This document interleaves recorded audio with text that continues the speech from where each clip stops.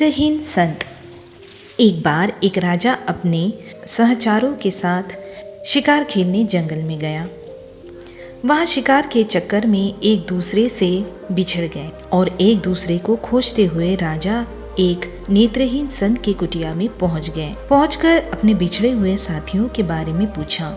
नेत्रहीन संत ने कहा, महाराज, सबसे पहले आपके सिपाही गए हैं, बाद में आपके मंत्री गए, अब आप स्वयं पधारे हैं।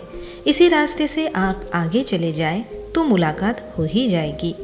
संत के बताए हुए रास्ते में राजा ने घोड़ा दौड़ाया और जल्दी ही अपने सहयोगियों से मिले और नेत्रहीन संत के कथनानुसार ही एक दूसरे से आगे पीछे पहुंच गए। यह बात राजा के दिमाग में घर कर गई कि नेत्रहीन संत को कैसे पता चला कि कौन किस ओहदे वाला जा रहा है। लौटते समय राजा अपने अनुचरों को साथ लेकर संत की कुटिया में पहुंच गए। उन्होंने संत से प्रश्न किया कि आप नेत्रविहीन हैं, फिर भी कैसे जान गए कि कौन जा रहा है, कौन आ रहा है। राजा की बात सुनकर नेत्रहीन संत ने कहा, महाराज, आदमी की हैसियत का ज्ञान नेत्रों से नहीं, उसकी बातचीत से होती है।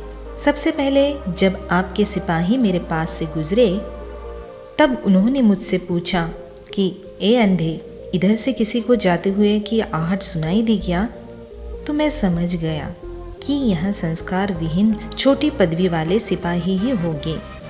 जब आपके मंत्री जी आए तब उन्होंने पूछा, बाबा जी, इधर से किसी को जाते हुए की आहट सुनाई दी क्या आपको?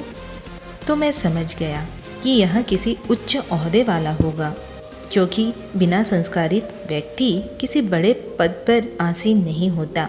इसीलिए मैंने आपसे कहा कि आपके सिपाहियों के पीछे मंत्री जी गए हैं। जब आप स्वयं आए तो आपने कहा, सूरदास जी महाराज, आपको इधर से निकल कर जाने वालों की आहट तो नहीं मिली ना? तो मैं समझ गया कि आप राजा ही हो सकते हैं, क्योंकि आपकी वाणी में आदर सूचक शब्दों का समावेश था और दूसरे का आदर वही कर सकता है जिसे दूसरों से आदर प्राप्त होता है, क्योंकि जिसे कभी कोई चीज़ नहीं मिलती तो वह उस वस्तु के गुणों को कैसे जान सकता है। दूसरी बात, यह संसार एक वृक्ष स्वरूप है। जैसे वृक्ष में डालियाँ तो बहुत होती हैं, पर जिस डाली में ज़्यादा फल लगते हैं वहीं चुकती है। इसी अनुभव के आधार पर मैं नेत्रहीन होते हुए भी सिपाहियों, मंत्री और आपके पद का पता बताया। अगर गलती हुई हो तो महाराज क्षमा करें। राजा संत के अनुभव से प्रसन्न होकर संत की जीवन वृत्ति का प्रबंध राजकोष से करने का मंत्री जी को आदेश कर वापस राजमहल आया। शिक्षा। आजकल हमारे परिवार संस्कार विहीन होता जा रहा है। थोड़ा सा पद, पैसा, प्रतिष्ठा पाते ही दूसरों की उपेक्षा करते हैं, जो उचित नहीं है। मधुर भाषा बोलने में किसी प्रकार का आर्थिक नुकसान नहीं होता है एवं मीठा बोलने में कंजूसी नहीं करनी चाहिए।